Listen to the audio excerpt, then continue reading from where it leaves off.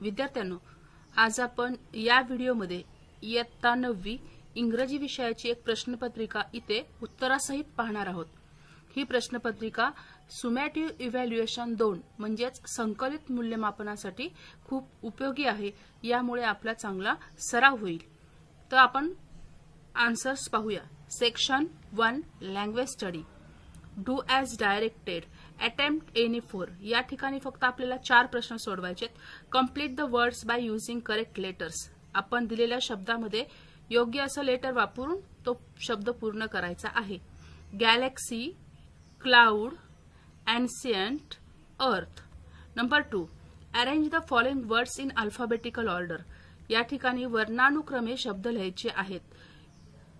मी तुम्हाला इथे डायरेक्ट उत्तर सांगते, तुम्ही फक्त ते चेक करून घ्या। Bulletin, designs, spirits, trumpets. Number 2, या ठिकाणी दिलेले शब्द सुद्धा वर्णानुक्रमेच लावायचे आहेत। यात फक्त फरक आहे की सर्व 4ही शब्द एकाच लेटरने सुरुवात झालेले आहेत। आन्सर आहे scamper, service, states, strange. Punctuate the following sentences. खाली 2 वाक्य दिलेले आहेत, त्या दोन्ही वाक्यामध्ये विरामचिन्हे वापरायची आहेत। Go to your place quickly, little France said mister Hammer. या ठिकाणी हे वाक्य डायरेक्ट स्पीच मधलं आहे। लिटिल फ्रान्सला मिस्टर हॅमर बोललेले आहेत आणि म्हणून go to your place quickly हे डबल इन्व्हर्टेड कॉमा मध्ये लिहायचं आहे। जी कॅपिटल काढले सुरुवातीचं लेटर आहे म्हणून comma into inverted comma, little France said mister hammer. Young man said to his spiritual teacher, I have spoken very harsh and unkind words to my friend and he is deeply hurt. हे सुद्धा वाक्य direct speech मधलं आहे। Young man spiritual टीचरला जे बोललं ते quotation मध्ये लिहायचं आहे। Young man said to his spiritual teacher, comma into inverted comma, I have spoken very harsh and unkind words to my friend and he is deeply hurt, inverted comma, close full stop. Make 4 words, minimum 3 letters using the letters in the word. Combinations म्हणजे दिलेल्या शब्दापासून कमीत कमी 3 letter असणारे 4 शब्द अर्थपूर्ण लिहून काढायचे आहेत। कॉम्बिनेशन हा शब्द आहे। यामध्ये नेशन, बीन, मॅट, बॅट असे शब्द दुसऱ्याही प्रकारचे तुम्ही घेऊ शकता।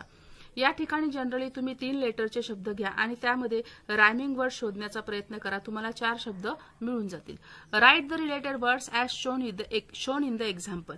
तुम्हाला इथे एक्झाम्पल मध्ये जशा प्रकारे दाखवलेले शब्द आहेत त्या प्रकारे दुसरे शब्द लिहायचे आहेत। या ठिकाणी पेंटिंग लार्ज, मोठी पेंटिंग म्हणजे दिलेले ॲडजेक्टिव्ह आहेत। पेंटिंगसाठी दुसरे adjective small, beautiful, traditional, modern असे मी घेतलेले आहेत। त्यानंतर 6वा जो प्रश्न आहे, complete the word chain of verb. आता इथे आपल्याला वर्ब म्हणजे क्रिया दर्शवणारे शब्द, त्याची वर्ब चेन करायची आहे आणि त्यासाठी आपण शेवटचं लेटर बघतो। आता हे सगळे वर्ब म्हणजे क्रिया दर्शवणारे शब्द असले पाहिजेत। आता मी यांचा अर्थ सांगते। प्रिपेअर म्हणजे बनवणे, तयार करणे। ई लेटर आहे अर्न म्हणजे मिळवणे। एन लेटर आहे नॉड म्हणजे मान हलवणे। डी म्हणजे डिग म्हणजे खोदणे, खणणे आणि जी म्हणजे ग्रॅब म्हणजे हिसकावून घेणे। हे 4ही शब्द वर्ब आहेत, क्रिया दर्शवणारे शब्द आहेत, म्हणून ही साखळी आपली वर्ब चेन झाली। त्यानंतर बी प्रश्न, डू ॲज डायरेक्टेड। यामधील कुठलाही एक प्रश्न सोडवायचा आहे आपल्याला।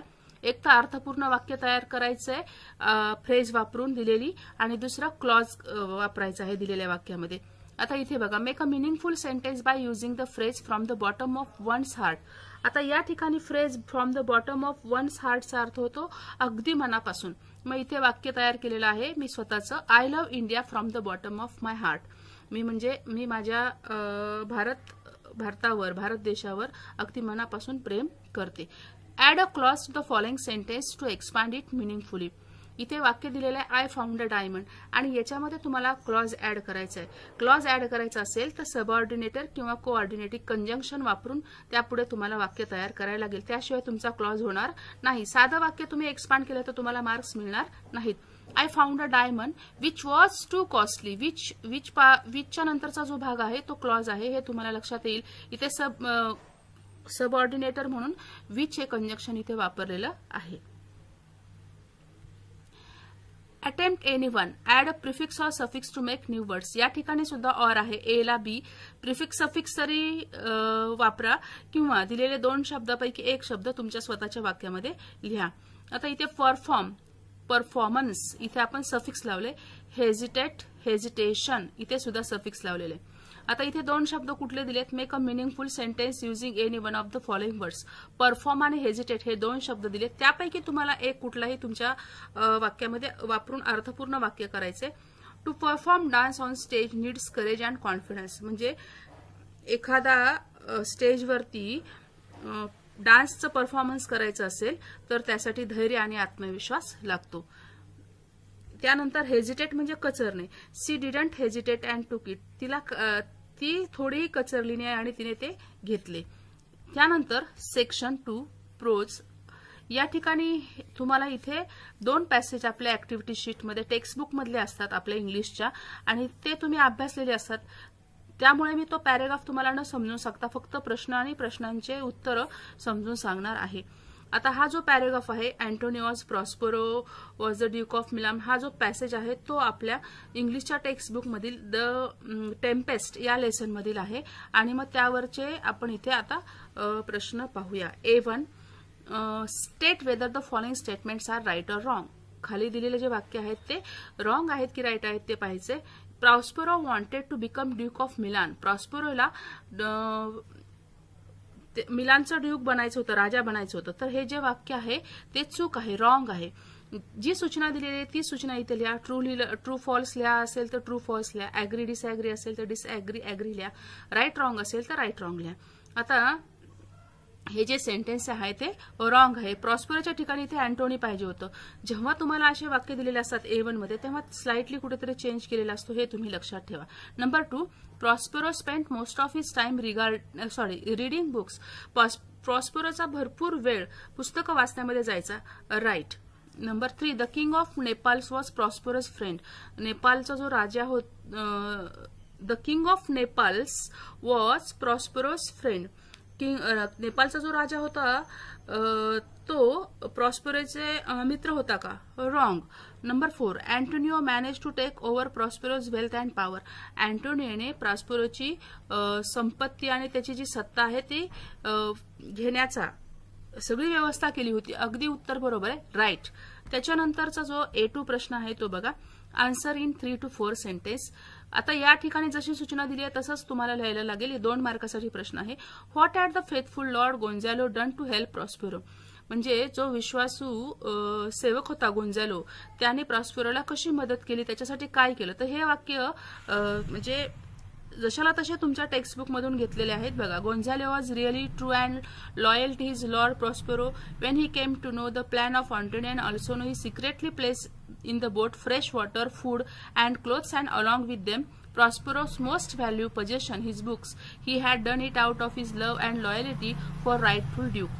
आता या ठिकाणी तुम्हाला उत्तर अपेक्षित फक्त 2 ओळीच आहे, पण इथे 3 ते 4 ओळी लिहिल्यामुळे मी जास्त वाक्य घेतलेत. की काय केलं तर गोंझालोने त्याला जेव्हा माहिती झालं की अँटोनियाचा आणि अलोनिसोचा प्लॅन, तेव्हा त्याने त्या बोटमध्ये काही पाणी, अन्न, कपडे आणि मेन म्हणजे त्याला जे वाचण्याची आवड होती ते पुस्तकं त्यांनी ठेवले. हे सर्व प्रामाणिकपणा आणि त्याच्या प्रेमामुळेच त्याने केलेलं होतं. Choose the meaning. Choose the correct meaning from the alternative and write in front of the given words. आता यामध्ये आपल्याला 3 पर्याय दिलेत, त्यातला जो योग्य पर्याय म्हणजे समानार्थी असेल तो शोधायचा आहे. स्टडियसचा योग्य पर्याय आहे डेलिगंट. स्टडियस म्हणजे अभ्यासू असा अर्थ आहे इथे. ट्रेचरस म्हणजे धोकादायक, अनरिलेबल. नंतर पजेशन्स म्हणजे संपत्ती, मालकी, वेल्थ. हेजिटेट म्हणजे गोंधळलेला, वॅफल. लँग्वेज स्टडी बघा, नॉट ओनली बट ऑल्सो वापरायचे आपल्याला वाक्यामध्ये. वाक्य पाहूया आपण. Prospero was studious and learn scholar. या ठिकाणी विद्यार्थ्यांनो तुम्हाला 2 ऍडजेक्टिव्ह दिलेले आहेत. कुठला, स्टडियस आणि लर्न. कसा होता प्रॉस्पेरो, हा स्कॉलर होता पण कसा, स्टडियस, अभ्यासू, आणि लर्न भरपूर गोष्टी शिकलेला. मग ह्या 2 स्टडियस अँडच्या ठिकाणी बट ऑल्सो वापरा आणि स्टडियसच्या आधी नॉट ओनली वापरायचे. Prospero was not only a studious but also learned scholar. Number 2, Prospero and Mirinda were left to drift into the wide open sea. आता इथे नाउन इक्वल आहेत आणि अँड दोघांच्या मध्ये वापरले. प्रॉस्पेरो आणि मिरिंडा हे नाव आहेत आणि नाउनच्या मध्ये अँड वापरले, म्हणजे अँडच्या ठिकाणी बट ऑल्सो आणि प्रॉस्पेरोच्या आधी नॉट ओनली वापरायचे, लक्षात ठेवा. Not only Prospero but also Mirinda were left to drift into the wide open sea. Personal response question पाहूया. What will you do if somebody leaves you into the wide open sea alone? तुम्ही काय कराल की तुम्हाला जर एखाद्याने मोठ्या अशा पसरलेल्या समुद्रामध्ये एकटं सोडलं तर? If somebody leaves me into wide open sea alone, I will shout loudly. If mobile is there, I will ask for help by calling. आता या ठिकाणी तुमचं पर्सनल रिस्पॉन्सचं आन्सर इथे अपेक्षित आहे. तुम्ही काही लिहू शकता. मला जे वाटलं ते लिहिलं की जर मला एकटीला ओपन रुंद अशा अथांग समुद्रामध्ये सोडलं तर मी सुरुवातीला ओरडायला लागेल. I will shout लाऊडली. इफ आणि जर माझ्याकडे त्या ठिकाणी मोबाईल असेल तर मी मदतीसाठी कोणाला तरी बोलवेल. I will try to find human being at that place. आणि त्या ठिकाणी कोण ह्युमन बीइंग आहे का, एखादी व्यक्ती आहे का ते पाहण्याचा प्रयत्न करीन. त्यानंतर दुसरा टेक्स्च्युअल पॅसेज आहे, सीन पॅसेज आहे आणि तो थिंक बिफोर वी स्पीक या लेसन मधील आहे. आता याच्यामध्ये A1 प्रश्न तुम्हाला माहिती आहे की सीन पॅसेज असेल किंवा अनसीन पॅसेज असेल तर 5 प्रश्न असतात आणि प्रत्येक प्रश्नाला 2 गुण असतात. या ठिकाणी A1 जो प्रश्न आहे तो आहे filling the blanks and rewrite the sentences. आता इथे बघा, हे खूप सोपं आहे. तुम्हाला तुमच्या पॅसेजमधूनच शोधून तिथे लिहायचं आहे. यामध्ये स्पष्टीकरण देण्याची गरज नाही. Benjamin Disraeli was the great British statesman. Our years are compare with funnels open all the time. You cannot get back the spoken words. Nature has injured man with 2 ears and 1 mouth. हे वाक्य तुम्ही पॅसेजमधून शोधून काढू शकता. Number 2, complete the reason. We must think at least twice before we utter a word because. आपण बोलण्यापूर्वी दोनदा विचार केला पाहिजे. एखादा शब्द उच्चारण्यापूर्वी दोनदा विचार केला पाहिजे. तर याचं तुम्हाला कारण शोधायचे. When we have to speak one single word, that word must pass through 2 walls, 2 fences. जेव्हा एखादा शब्द आपल्याला बोलायचा असतो तेव्हा तो 2 कुंपणामधून बाहेर पडतो. There is firstly the fence of these 2 rows of teeth. 2 दातांच्या ज्या रांगा आहेत त्यामधून त्या कुंपणातून त्याला बाहेर पडायला लागतं. आणि secondly the fence of the 2 lips. त्यानंतर आपल्या 2 ओठांचे जे कुंपण आहे त्यातून बाहेर पडायला लागतं. Before word can be spoken, it has to pass through these 2 walls, 2 fences. So we must think before we utter a word. म्हणजे ह्या 2 कुंपणांमधून आपल्याला तो शब्द बोलायचा असतो आणि त्यामुळे आपण एखादा शब्द बोलण्यापूर्वी विचार केला पाहिजे. आता जर विद्यार्थ्यांनो हा जर प्रश्न तुम्हाला पर्सनल रिस्पॉन्स असता तर तुम्ही स्वतःच्या मनाचं उत्तर लिहिलं असतं. पण हा प्रश्न तुम्हाला B2 मध्ये आलेला आहे आणि त्यामुळे हे उत्तर तुम्ही तुमच्या टेक्स्टच्या पॅसेजमधूनच लिहिणं अपेक्षित आहे. त्यामुळे मी उत्तर तुम्हाला पॅसेजमधलं सांगितलेलं आहे. Number 3, nouns and adjective. Classify the following words in the given table. हे शब्द दिलेले आहेत आणि ते नाउन्स आणि ऍडजेक्टिव्ह मध्ये डिवाइड करायचे आहेत. जे नाउन्स आहेत ते या नाउन्स मध्ये नेचर, फनेल, फेन्स आणि स्लेव्ह आलेले आहेत. ऍडजेक्टिव्ह म्हणजे या नाउन्स बद्दल विशेष माहिती सांगणारे शब्द. ग्रेट, स्ट्रेंज, वाईज, केअरफुल हे ऍडजेक्टिव्ह आहेत. Language study.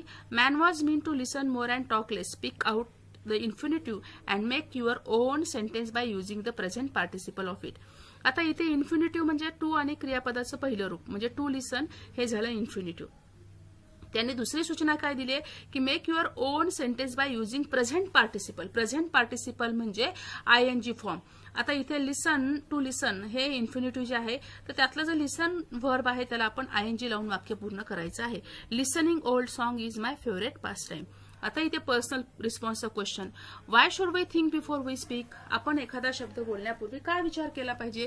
We should think before we speak because if we speak without thinking it may hurt other sentiments. जर आपण विचार न करताच आपण जर बोललो तर कदाचित आपल्या शब्दामुळे दुसऱ्यांच्या भावना दुखावल्या जाऊ शकतात. We should think about the words we use while speaking. Otherwise these words may break our relation with the person we speak.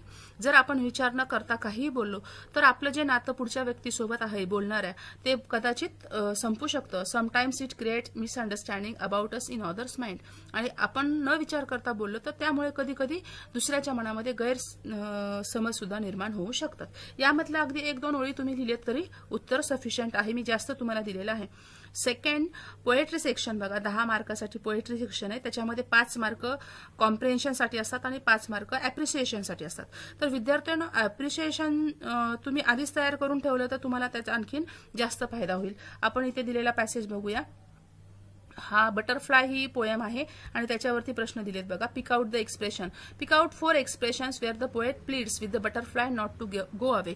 म्हणजे असे 4 एक्सप्रेशन्स शोधून काढायचेत, वाक्यप्रयोग शोधून काढायचेत की ज्यामध्ये आपल्या पोएटने विनंती केली आहे बटरफ्लायला की तू खूप दूर जाऊ नकोस. आणि ते एक्सप्रेशन्स आहेत stay near me, float near me, do not take thy flight, do not yet depart.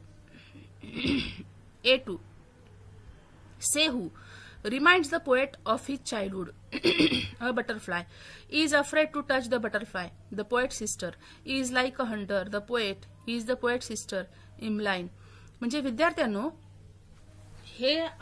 हा जो प्रश्न दिलेला आहे वरती आणि त्याच्या खाली, हे दोन्ही प्रश्न तुमच्या टेक्स्टबुकमध्ये तुमच्या इंग्लिश वर्कशॉपमध्ये दिलेले आहेत. त्यामुळे तुम्ही इंग्लिश वर्कशॉपमध्ये टेक्स्टबुकच्या खाली जे दिलेले प्रश्न आहेत ते काळजीपूर्वक तयार करा. त्यातलेही प्रश्न तुम्हाला तुमच्या टेक्स्च्युअल पॅसेजमध्ये पडू शकतात. रायमिंग पेअर्स बघा. Write 2 rhyming pairs from the poem. Rhyming pairs म्हणजे इथे रायमिंग वर्ड्स लिहायचे आहेत. Pairs flight, slight, depart, heart. Appreciation of the poem याच्यासाठी रसग्रहण करण्यासाठी कविता आहे कोरोमंडल फिशर्स. आणि तुम्हाला मी ॲप्रिसिएशन 4ही कवितेचं सेकंड टर्ममध्ये येणार आहेत त्याची व्हिडिओ टाकलेली आहे. Coromandel fishers, Sarojini Naidu, rhyme scheme AABB. इथे तुम्ही एकच फिगर ऑफ स्पीच लिहू शकता कुठली. अगदी तुम्ही ॲलिट्रेशन लिहिलं तरी तुमचे मार्क्स जाणार नाहीत. ॲलिट्रेशनचं फक्त स्पेलिंग मात्र व्यवस्थित तयार करून ठेवा. या ठिकाणी मी सिमी लिहिलेलं आहे. इथे एक उदाहरण लिहिलं अपेक्षित आहे. Central idea. The poem Coromandel fisher is about fishermen and their strong bond with the sea. It talks about their hard work, bravery and love for nature. म्हणजे कोरोमंडल फिशर ही जी कविता आहे ती कोळी बांधवाबद्दल, त्यांचं जे समुद्राशी जे मजबूत नात आहे त्याच्याबद्दल आहे. आणि या कवितेमध्ये त्यांचे हार्डवर्क, त्यांची शूरता, प्रेम आणि निसर्ग याबद्दल माहिती दिलेली आहे. Section 4 comprehension. आता या ठिकाणी तुम्हाला एक पॅसेज दिलेला आहे पण तो पॅसेज अनसीन आहे, म्हणजे तो नॉन टेक्स्च्युअल पॅसेज आहे. आता हा पॅसेज मात्र इथे आपल्याला थोडक्यात पाहायला लागेल. Interpol is an international criminal police organization. The word Interpol is derived from the 2 words international and police. या ठिकाणी मुलांनो हा जो पॅसेज आहे तो समजून घेणं महत्त्वाचं आहे. त्यासाठी आपण ट्रान्सलेशन पाहूया. बघा मी इथे फक्त तुम्हाला ट्रान्सलेशन वाचून दाखवते आणि प्रश्न उत्तरे सोडू नको. इंटरपोल ही आंतरराष्ट्रीय गुन्हेगारी पोलीस संघटना आहे. इंटरपोल हा शब्द आंतरराष्ट्रीय आणि पोलीस या 2 शब्दापासून तयार झाला आहे. इंटरपोल ही अत्यंत अराजकीय, अधार्मिक, अजातीय संघटना असून त्यात 100हून अधिक राष्ट्रांचे पोलीस दल एकमेकांना सहकार्य करतात. याचे मुख्यालय पॅरिस येथे आहे. गुन्हेगारांचा शोध घेणे हे इंटरपोलचे काम आहे. आंतरराष्ट्रीय कायद्यानुसार एका देशाचे पोलीस गुन्हा करून पळून गेलेल्या गुन्हेगाराला पकडण्यासाठी दुसऱ्या देशाच्या हद्दीत प्रवेश करू शकत नाहीत. अशा परिस्थितीत गुन्हेगारांचा शोध घेण्यासाठी इंटरपोल मदत करते. इंटरपोलमध्ये प्रत्येक देशाचा प्रतिनिधी असतो. गुन्हेगारांना पकडण्यासाठी इंटरपोल अत्याधुनिक वैज्ञानिक साधनांचा वापर करते. गुन्हेगाराचा शोध घेणे आणि त्यांना अटक करणे हे या संस्थेचे एकमेव काम आहे. याचा वापर कोणत्याही राजकीय, लष्करी किंवा धार्मिक कार्यासाठी करता येणार नाही. अशा इथे तुम्हाला ट्रान्सलेशन दिलेलं आहे. मी इथे तुम्हाला समजून जास्त सांगितलं नाही कारण व्हिडिओ खूप मोठी होईल आणि मग पुढचा रायटिंग स्किलचा भाग आपला राहील. यानंतर आपण डायरेक्ट आता प्रश्न उत्तरे पाहणार आहोत. तुम्ही स्क्रीनशॉट काढून किंवा व्हिडिओ झूम करून व्यवस्थित पाहू शकता. आता या ठिकाणी जो पहिला प्रश्न दिलेला आहे तो बघा कोणता आहे. Read the following passage and do the activities. Complete the following sentences with the help of the passage. The headquarters of the Interpol are. Headquarter कुठे आहे? In Paris. The job of the Interpol is to trace criminal. गुन्हेगारांना शोधून काढणं. Describe the Interpol organization. Interpol organizationचं वर्णन करा. इथे Interpol organization is an international criminal police organization. It is strictly non-political, non-religious, non-racial organization in which the police forces of more than 100 nations cooperate with each other. The job of Interpol is to trace criminals. म्हणजे हे सगळं तुमच्या पॅसेजमध्ये दिलेलं आहे. 2 मार्काचा प्रश्न असल्यामुळे तुम्ही 3-4 ओळी इथे मी दिलेल्या आहेत. त्यातल्या तुम्ही 2-3 ओळी लिहिल्या तरी सफिशियंट आहेत. Write opposite words. आता इथे विरुद्धार्थी शब्द आपल्याला लिहून काढायचे. International, national.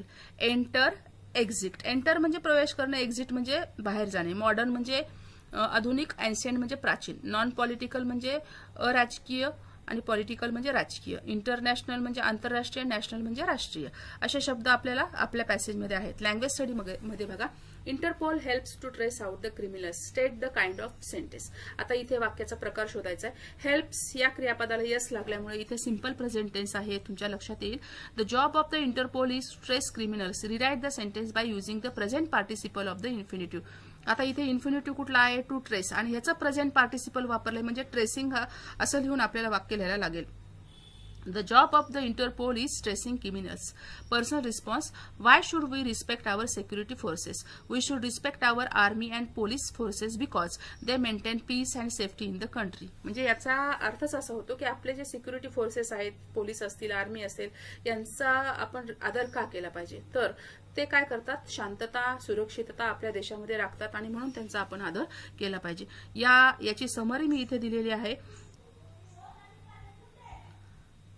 समरी लिहित असताना एकदम शॉर्ट समरी लिहायची आहे.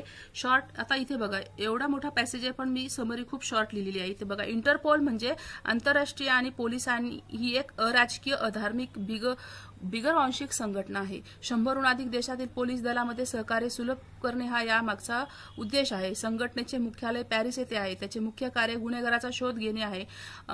विशेषतः जे आंतरराष्ट्रीय सीमा ओलांडून पळून जातात, इंटरपोल आंतरराष्ट्रीय कायद्याचे पालन करणे हा त्याचा उद्देश आहे.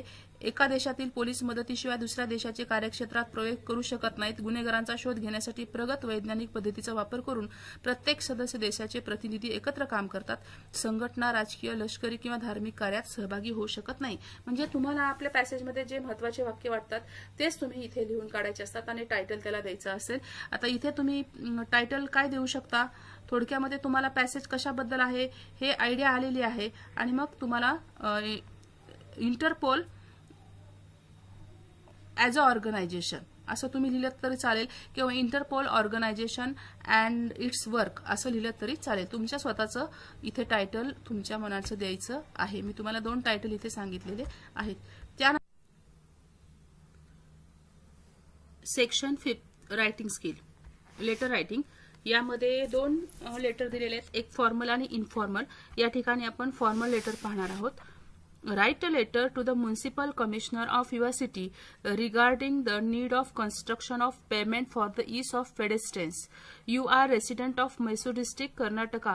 Sign yourself as Hans or Hanisha. You can use the following points. Address of Hans Hanisha near Mysore Palace, Mysore, Karnataka 570028. Address of Municipal Commissioner, Mysore district, Karnataka. म्हणजे या ठिकाणी आपण म्युनिसिपल कमिशनरला लेटर लिहिणार आहोत आणि त्यामध्ये विषय ठेवणार आहोत की पेव्हमेंट म्हणजे फुटपाथची गरज आहे. फुटपाथच्या कन्स्ट्रक्शनची पेडेस्ट्रियन्स म्हणजे जे पादचारी आहेत त्यांच्यासाठी गरज आहे आणि यासाठी आपण लेटर लिहिणार आहोत. आपण कोण आहोत? हंस किंवा हनिशा, आणि त्यांनी तो ऍड्रेस दिलेला तो सेंडर्स ऍड्रेस इथे करायला लागेल. आपण लेटर पाहूया. Hanisha near Mysore palace, Mysore, Karnataka 570028. Sender's address इथे दिलेला आहे तो घेतला. 9 सप्टेंबर 2025. त्यानंतर 2 कोणाला ऍड्रेस ऑफ द ऍड्रेसी म्हणजे ज्याला तुमचं पत्र मिळणार आहे त्याचा, तो कोणाला पत्र देणार आहात तुम्ही? Municipal commissioner, Mysore district, Karnataka. आता फॉर्मल लेटर असल्यामुळे आपल्याला इथे सब्जेक्ट लिहिणं खूप गरजेचं आहे. Subject regarding the need for construction of pavement म्हणजे फुटपाथचं जे कन्स्ट्रक्शन आहे त्याची गरज असल्यामुळे हे आपण लेटर लिहितो. Respected sir, I would like to draw your attention towards the rising traffic in the city and hence the need of pavement for pedestrians walking. आता मला तुमचं लक्षात आणून द्यायचं आहे की जास्तीचं ट्रॅफिक शहरामध्ये असल्यामुळे जे पादचारी चालणारे जे आहेत त्यांच्यासाठी फुटपाथची गरज आहे. It is clearly evident that the traffic in the city is rising exponentially every day. म्हणजे खूप मोठ्या प्रमाणामध्ये ट्रॅफिक वाढत आहे. याचा हे स्पष्ट आहे. In such a situation pedestrian walking is no less than a daring task as it exposes the people on foot to a lot of risk.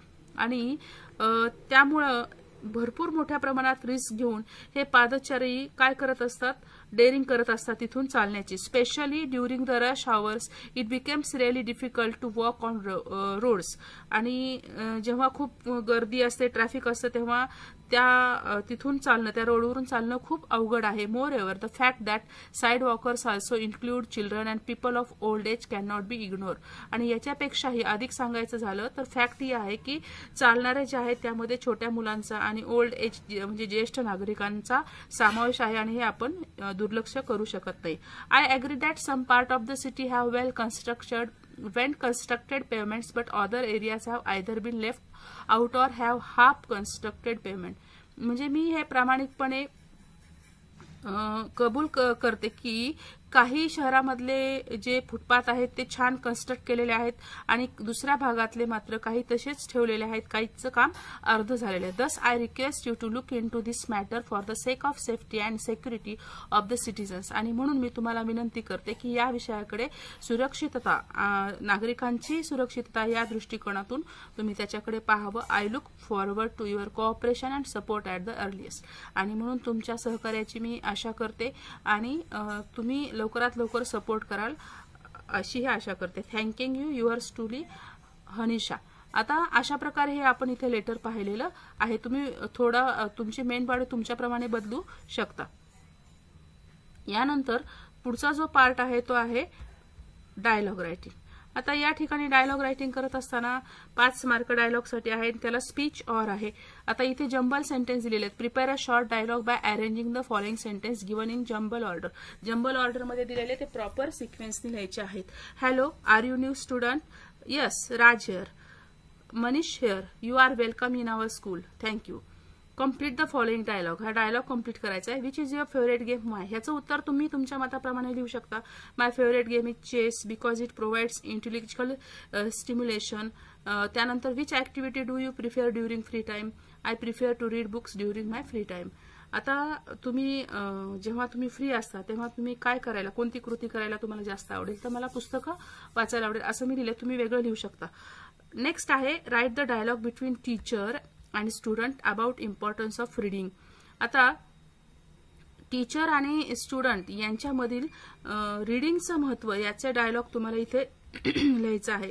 आपण इथे बघा, आता रीमा आणि सीमा असं लिहिण्यापेक्षा इथे टीचर आणि सीमा असं लिहिलं तरी चालेल. तुम्ही इथे रीमाच्या ठिकाणी टीचर असं लिहिलं तरी आणखीन छान होईल. आता बघा, या ठिकाणी ट्रान्सलेशन मी तुम्हाला मुद्दाम दिलेलं आहे. रीमा म्हणजेच teacher says, hi Seema, have you ever thought about how important reading is in our life. म्हणजे आता इथे टीचरचं नाव रीमा आहे असं समजून घेऊया. आपल्या आयुष्यात वाचनाला किती महत्व आहे याची तुम्ही कधी विचार केला आहे का? सीमा म्हणते, yes, reading is crucial because it expands our knowledge and improves our understanding of the world. आता इथे थोडक्यामध्ये सीमा म्हणते की हो, रीडिंग खूप महत्वाचं आहे, त्यामुळे आपलं नॉलेज वाढतं and improves our understanding of the world. It also enhance our vocabulary and communication skill. Reading can be great source of entertainment and relaxing. अशा प्रकारे तुम्ही हा डायलॉग तुम्ही वाचून घ्या. त्यानंतर स्पीच ऑर आहे त्यामुळे स्पीच दिलेला नाही. इन्फॉर्मेशन ट्रान्सफरमध्ये या ठिकाणी इथे रॉक्सचा जो non verbal to verbal question आहे तो पाहूया.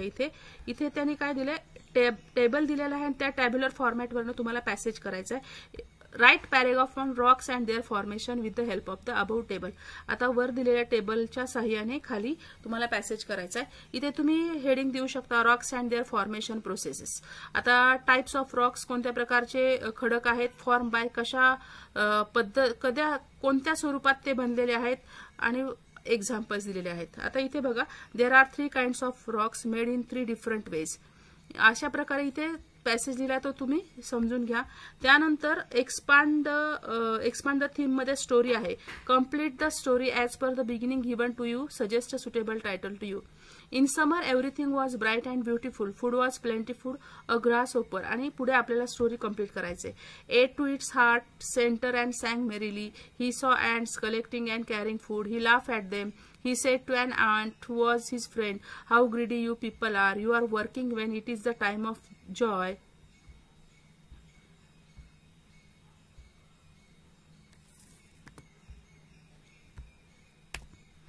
What a pity, the ant said, my dear friend, we are storing food for the winter. ही गोष्ट तुम्हाला माहिती आहे की ग्रासहोपर काय करतो की समरमध्ये खूप मनसोक्त खातो, गाणे बोलतो आणि तो काही काळजी करत नाही. पण तो पाहतो की मुंग्या काय करतायत, फूड वाहून नेतायत, अन्न वाहून नेतायत, साठवण करतायत. ते त्यांच्यावर हसतो आणि त्यांना म्हणतो की अरे मित्रांनो, तुम्हाला एवढं लोभी बनण्याचं काय गरज नाही. You are working when it is time for joy. म्हणजे खरा आनंद लुटायचा आहे तेव्हा तुम्ही काम करत आहात. आणि मग त्यातली एक मुंगी म्हणते की तुझ्यावर आम्हाला दया येते. We are storing food for the winter. आम्ही काय करतोय, हिवाळ्यासाठी अन्न साठवून ठेवतोय. After summer came winter, the brightness of summer was gone, food was getting scarce. The grasshopper found it difficult to get food for himself and at last came the time for him to starve. So one day the grasshopper knocked at the door of his friend the ant. He requested her to give him something to eat. The ant said, you spent the summer singing merrily, now you spend the winter dancing. I won't give anything to a lazy creature like you. And she shut her the door on his face. आता या ठिकाणी जेव्हा समर नंतर हिवाळा येतो तेव्हा उन्हाळ्यामधला जो brightness आहे तो निघून गेल्यानंतर सगळीकडे फूड जे अन्न आहे ते दुर्मिळ बनतं आणि मग ग्रासहोपरला अन्न मिळत नाही. तो उपाशी मरण्याची त्यावर वेळ येते आणि मग तो मुंग्यांच्याकडे त्यांच्या दरवाजावर ठोकावतो. मग अशा वेळेस अन्न देण्यासाठी तो रिक्वेस्ट केल्यानंतर एक मुंगी म्हणते की तू समर खूप मजेत आनंदात गाणे गात गायलास आणि आता नाचत राहा विंटरमध्ये सुद्धा. आय वोंट गिव्ह, मी तुला आळशी प्राण्याला मी काहीही देणार नाही. अशा प्रकारे ती त्याच्यासमोर त्याचा दरवाजा लावून घेते. अशी स्टोरी इथे लिहिली आहे. आता ही स्टोरी तुम्हाला लहानपणी माहिती आहे त्यामुळे तुम्ही ती लिहा, फक्त पास्ट टेन्स मध्ये लिहा. आता ट्रान्सलेशन बघा. Translate the following words into your medium of instruction. आता इथे ट्रान्सलेशन करायचंय. इथे बेगर म्हणजे भिकारी, त्यानंतर इम्पॉवरमेंट सबलीकरण किंवा सशक्तीकरण, त्यानंतर एन्व्हायरमेंट म्हणजे पर्यावरण, नेक्स्ट डिसायपल म्हणजे शिष्य, स्ट्रेंज म्हणजे विचित्र किंवा अनोळखी आणि स्पिरिट्स म्हणजे आत्मा. Translate the following sentences into your medium of instruction. या ठिकाणी तुम्हाला 6 शब्द दिलेत, फक्त 4 लिहायचेत. Nothing is impossible in this world म्हणजे या जगात काही अशक्य नाही. With hard work we can achieve anything म्हणजे आपण कठोर परिश्रमाने आपण काहीही साध्य करू शकतो. India is developing country. भारत हा विकसनशील देश आहे. There is no other alternative to hard work. मेहनतीशिवाय दुसरा पर्याय नाही. या ठिकाणी 4 वाक्य दिलेत, त्यातले कुठलेही 2 लिहायचेत. Translate the following idioms of proverbs into your medium of instruction. म्हणी दिलेल्या असतात, त्यातली एकच म्हण ट्रान्सलेट करायची. इथे 2 दिलेले असतात. Honesty is the best policy म्हणजे प्रामाणिकपणा हेच सर्वोत्तम धोरण आहे. आणि next better late than never, कधीही न करण्यापेक्षा उशिरा करणे चांगले. अशा प्रकारे आपण इथे ऍक्टिव्हिटी शीट सुमॅटिव्ह इव्हॅल्युएशन सेकंडसाठी उपयोगी पडणारी सविस्तरपणे पाहिलेली आहे. तुम्हाला यात आणखीन काही शंका असतील तर त्या मला तुम्ही कॉमेंटमध्ये जरूर विचारा. माझ्या चॅनलला तुम्ही सबस्क्राईब केलं नसेल तर नक्की सबस्क्राईब करा, शेअर करा, लाईक करा.